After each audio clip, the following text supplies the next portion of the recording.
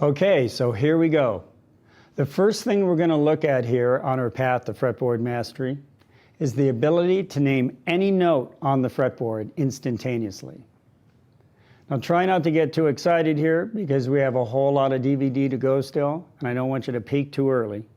Because I realize some of you might not think this is the most fun stuff to delve into, but here's the deal. Knowing the note names on your instrument is one of the most important skills one can know as a musician. And for guitarists, we're probably the worst at it. Now there's some good reasons why. We quite often get used to getting our information in fretboard and chord diagrams, tablature, counting frets, playing by ear. Let's face it, we really don't have to know the note names in order to get really good as guitarists. I'm sure that every guitarist that appears on the cover of a guitar magazine, you probably don't know all their notes either.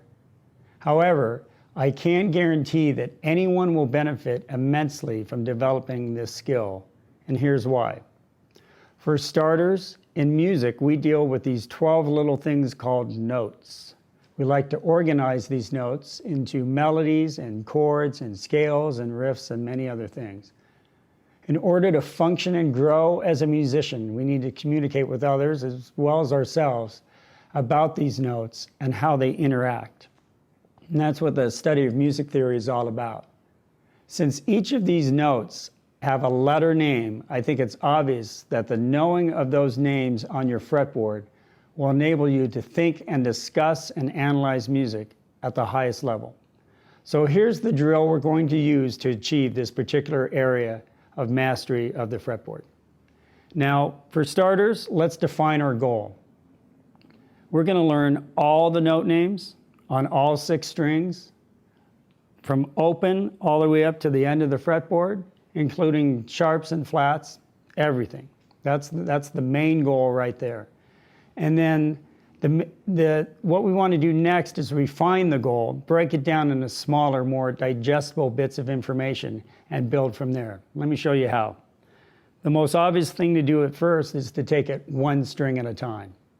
So starting with the 6th string, learning the notes there, we're also going to break it down to just from open to the 12th fret. So we won't worry about the last half of the fretboard. I'm sure most of you know that the guitar repeats itself starting at the 12th fret, and that'll kind of work itself out later. So for right now, all we're going to worry about is from open to the 12th fret on the 6th string. The other thing we're going to do that will break this down even further is to not worry about sharps or flats. We're just going to learn the plain letters. So C, D, E, F, G, A, and B. That's it. Once you map those out and get solid on it, string by string, then we can build from there and get back up to our main objective of knowing the entire fretboard, knowing them cold, 100%. So this is pretty easy. Let me show you the notes, for starters, on the 6th string, so you at least have that information if you don't know it already. First off, we have the open E. Next, we have at the 1st fret, F. Then we have at the 3rd fret, the note G. 5th fret, A. 7th fret, B. 8th fret, C. 10th fret is D. And 12th fret is E again. So there's the octave there from open E up to the 12th fret. Now, the way to get this down is to just do this very simple drill where you have notes called out randomly and then you just play them.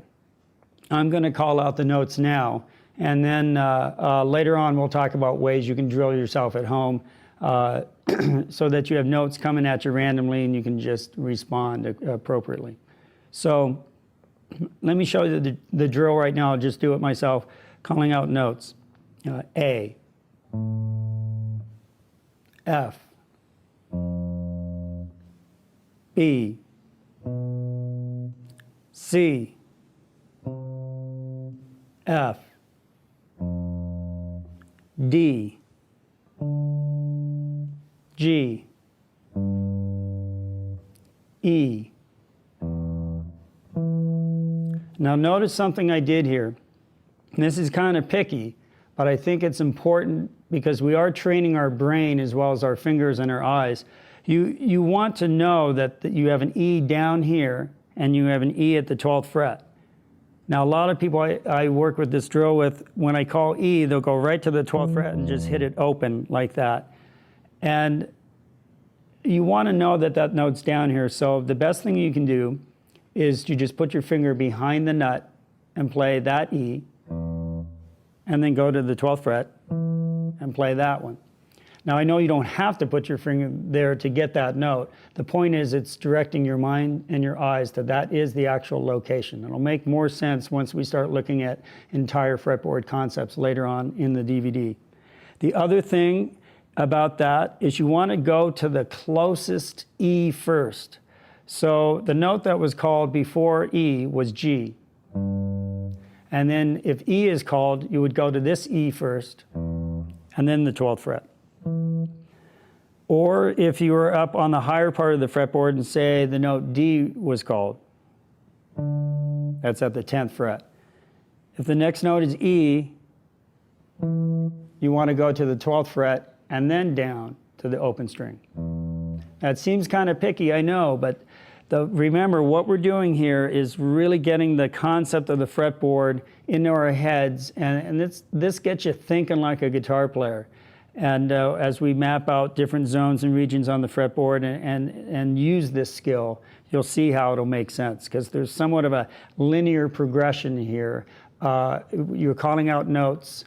They are random, but you are going in order. So your brain is referencing the previous note called. And that's very much like what you're doing when you're playing music on the guitar. So let's do a little bit more of the drill. One more thing, just use your first finger only, because we want to really stay concise and focused with this drill and not have to be thinking about anything that's not important. And even subconsciously, if you're trying to pick a finger to play it with, it just keeps you very focused. So let's do some more of the drill. A, D, C, D, F, E, C, B, E, A, F. Okay, you get the idea. It's pretty simple, right? Well, that's a good thing. Simple is good. It's how we get to the place we want to be with something by breaking it down into simpler structures and approaches like this. Now, the next thing to do would be to go to the 5th string and learn that string. And the important thing is, before you add a string, after you've done starting with the 6th string, before you add another string, you want to make sure you're at least 90% there with the 6th string. Don't kind of get halfway there and you're still a little tentative, and then you add the other strings. Resist the urge to work on all the strings at once. That's another key aspect in goal-oriented practicing, is to get down smaller bits and really get them down before you move on. Otherwise, you will run the risk of ending up with knowing 6 strings tentatively as opposed to the 6 strings really knowing each one. So I strongly recommend that you only add the next string you go to until you have the previous strings 90%. So that's pretty important. You can really start with any string you want. The order, I'm not sure, is too important really at the end of it all. So I usually start with the 6th string, 5th string, then the 1st string, and then the 4th, 3rd, and 2nd. And most people kind of already know the 6th and 5th string if you've been playing bar chords and playing music for a while. I found most students know those strings at first, and then they get a little sketchy on the other strings. They also get a little sketchy higher up the fretboard. So you want to start with the 6th string, even if you think you know it, just to make sure you're at least 90%. And remember, our goal is to get to 100%. So 6th string, then you do, let's do some of the 5th string. Actually, I'm going to show you all the names of the notes on the neck in case you don't have that anywhere. That information is easily found online and in books and whatnot. So, but let's do the notes on the 5th string. A is open. 2nd fret is B. 3rd fret is C. 5th fret is D. 7th fret is E. 8th fret is F. 10th fret is G. And then the 12th fret we have A again. So I'll do a little bit more of the drill there. It's the same thing, but let's just do a little bit. D, G, B, C, E, C, A, G, F, D, G, A, E, C. Okay, you get the idea. Now, here's one very important aspect of the drill, because I did mention when I said that we're going to be calling out notes randomly. Well, I'm sitting here calling out notes to myself, so it might be random, but you might think I know what's coming.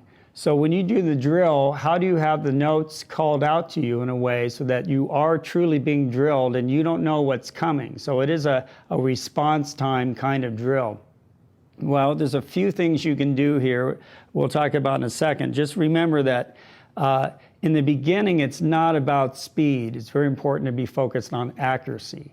Now, when I do this drill with students that I work with, I always point out that I don't call out the next note until they've played the previous note I've called. And it comes off much like I was just doing it by myself. So that's important, because if somebody were just calling out notes rapid fire, C, F, A, G, and you weren't sure where you were at, it would quickly turn into a very anxious-ridden experience, and you don't want to practice in that way. It's important to keep it very calm and relaxed, and you're in control and you're being accurate. So how do you get notes called out to you? Well, the obvious way is to have somebody in your household that can sit with you for 5 to 10 minutes and do these kind of drills. That's the best way, if you can find someone that'll be generous with their time. The other way that might be obvious is to record yourself. So you can make like a 5-minute tape. You can do it on a computer, on a digital recorder, tape, whatever. And it's just that once you do that, you've got to be mindful that you now have the notes being called out, and the tape will not wait for you to find a note before it calls the next note. So the way around that is to just use the pause button. So you have a tape call out the note A, you hit the pause button, then you go to play it. And then you hit pause again, it'll call out the next note, D. And so you're hitting the pause button before and after each note is called, and that's the best you can do to simulate a person doing it. And that might seem tedious, but again, the important part is that you don't feel rushed and anxious. You just want to very calmly program these notes into your head. So once you get established with that, with 6 strings, you're going to feel pretty comfortable. It takes as long as it takes. But if I'm thinking 5-10 minutes a day with this drill, it'll really start to be impactful, and you'll see that you'll start to get it down. You'll start noticing things like the 6 and the 1st string have the same notes. As a matter of fact, let's go and let me show you the rest of the notes just to make sure you have them here on the DVD. Let's do the 4th string. It's open D. 2nd fret is E. 3rd fret is F. 5th fret is G. 7th fret A. 9th fret is B. 10th fret C. 12th fret we have D again. The 3rd string is open G. A is at the 2nd fret. B is at the 4th fret. C is at the 5th fret. D is at the 7th fret. E is at the 9th fret. F is at the 10th fret. And G is at the 12th fret. Okay, the second string, open B. C is at the 1st fret. D is at the 3rd fret. E is at the 5th fret. F is at the 6th fret. G is at the 8th fret. We have A at the 10th fret. And then B again at the 12th fret. And then the first string, like I mentioned, same as the 6th string. E is open. 1st fret F. 3rd fret G. 5th fret A. 7th fret B. 8th fret C. 10th fret D. And 12th fret E. So there you have it. There's all the names of the notes, just the plain letters. Other things you'll start to notice, E and F and B and C are always only 1 fret apart. That's called a half step in music theory. And then all the other notes, they're all 2 frets apart. That's a whole step. So that's a really great place to be right there, where you get just the plain letters down on all 6 strings. So where do you go from there? Once you're 90 to 100% on that, the next thing to do would be to add the sharps and flats. You probably already know a sharp raises a note a half step, which is 1 fret, and a flat lowers a note 1 fret. So if you have C on the first string, C sharp is up 1 fret, and C flat would be down 1 fret. And you notice that that's also B, but that's still on a valid note name, so you want to work on that as well. Any of the notes can be sharped or flatted. We'll talk more about that later as well. All right, so you've got that down, the sharps and the flats. You have that dialed in. Then there's some other drills you can do to really get this nailed. One thing you can do is maybe pick a note and then find them all over, that one note all over the fretboard. So say if you picked G and just played all the Gs you have.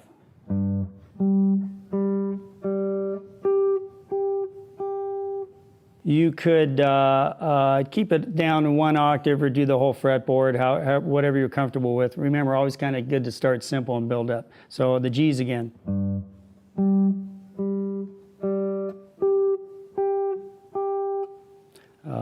Cs.